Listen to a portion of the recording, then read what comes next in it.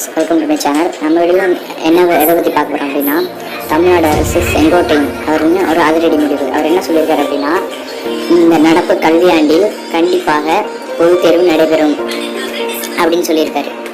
இந்த ஆண்டு confirm public exam எல்லாருக்கும் உண்டு, 10th 12th பப்ளிக் எக்ஸாம் உண்டு அப்படின்னு சொல்லியிருக்காரு. இதில் நமக்கு என்ன தெரியுது அப்படின்னா, 0 அகாடமிக் இயர் கிடையாது. 0 அகாடமிக் இயர் ஆலோசனை பண்ணுறேன்னு சொல்லி அமைச்சரோட சேர்ந்து ஆலோசனை பண்ணுறேன்னு சொல்லியிருக்கேன். ஆனால் அதுக்கு வாய்ப்பு இல்லை, அது கிடையாது.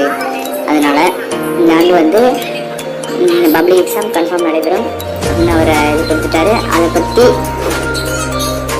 அது எந்த மாதம் எந்த மந்த் நடக்குது, அது எப்படி நடத்துவாங்க, அதை பற்றி இன்னும் எதுவும் சொல்லலை. ஆனால் அவர் சொல்லியிருக்காரு பப்ளிக் எக்ஸாம் தான் நடைபெறும், அது மட்டும்தான் சொல்லியிருக்காரு. இதுவரை எந்த தகவலும் அதை வெளியாகலை.